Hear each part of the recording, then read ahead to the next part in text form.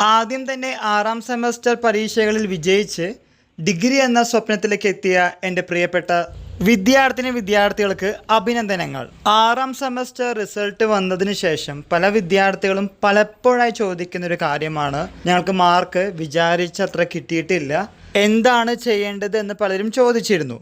നമ്മളിങ്ങനെയുള്ള കാര്യങ്ങൾ ഓൾറെഡി പല വീഡിയോസിൽ പറഞ്ഞതാണ്.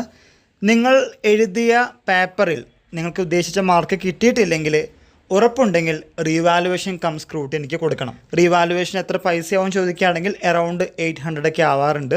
റീവാലുവേഷൻ കം സ്ക്രൂട്ടിനിക്ക് കൊടുക്കുകയാണെങ്കിൽ സ്ക്രൂട്ടിനിയുടെ പൈസ എക്സ്ട്രാ 100 വരുന്നുണ്ട്, അറൗണ്ട് 900 രൂപ വരും. വീണ്ടും ആവർത്തിക്കുന്നു, 6ാം സെമസ്റ്റർ പരീക്ഷകളിൽ റിസൾട്ട് വന്നതിന് ശേഷം ചില സബ്ജക്റ്റിൽ നിങ്ങൾ ഉദ്ദേശിച്ച മാർക്ക് കിട്ടിയിട്ടില്ലെങ്കിൽ നിങ്ങളുടെ ഓവറോൾ പേഴ്സൻറ്റേജ് കൂട്ടണമെങ്കിൽ ഇങ്ങനെയുള്ള ചില പൊടിക്കൈകൾ ഉപയോഗിക്കുന്നത് നല്ലതാണ്. പ്രത്യേകിച്ച് റീവാലുവേഷൻ കം സ്ക്രൂട്ടിനി. വീണ്ടും ആവർത്തിക്കുന്നു, നിങ്ങൾക്ക് ഉറപ്പുണ്ടെങ്കിൽ മാത്രം റീവാലുവേഷൻ കം സ്ക്രൂട്ടിനിക്ക് പോവുക. എല്ലാ വിദ്യാർത്ഥികൾക്കും റീവാലുവേഷൻ കം സ്ക്രൂട്ടിനിയിൽ വലിയ മാറ്റം ഉണ്ടാവാറില്ല, ചിലർക്ക് മാറ്റം ഉണ്ടാവാറുണ്ട്. 10 മുതൽ 12 വരെ മാർക്ക് കിട്ടിയ വിദ്യാർത്ഥികൾ നമുക്കറിയാം. ചിലർക്ക് നോ ചേഞ്ചും കാണിക്കാറുണ്ട്. അതുകൊണ്ടാണ് പറയുന്നത്, നിങ്ങൾക്ക് ഉറപ്പുണ്ടെങ്കിൽ ഇതുമായി മുന്നോട്ട് പോവാം. ഇതിന് ഡേറ്റുകൾ കാലിക്കറ്റ് യൂണിവേഴ്സിറ്റി പബ്ലിഷ് ചെയ്തിട്ടുണ്ട്. പല പ്രോഗ്രാമുകളുടെയും BA, BSc, BCom, BBA തുടങ്ങിയ പല പ്രോഗ്രാമുകളുടെയും റീവാലുവേഷൻ ഡേറ്റ് വ്യത്യാസമാണ്.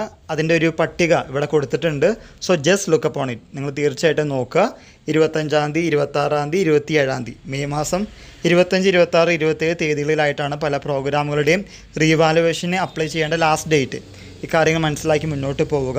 പിന്നെ പലരും ചോദിച്ചിരുന്നു റീവാലുവേഷൻ റിസൾട്ട് എന്ന് വരുമെന്ന്. ഇവിടെ കൊടുത്തിരിക്കുന്ന ടേബിളിൽ റീവാലുവേഷന് കൊടുക്കേണ്ട ലാസ്റ്റ് ഡേറ്റ് മെയ് 27-ാം തീയതി ആണെങ്കിൽ അതിനുശേഷം 3 ആഴ്ചയ്ക്കുള്ളിൽ, മാക്സിമം 3 ആഴ്ചയ്ക്കുള്ളിൽ നിങ്ങളുടെ 6ാം സെമസ്റ്റർ പരീക്ഷകളുടെ റീവാലുവേഷൻ റിസൾട്ട് വരാറുണ്ട്.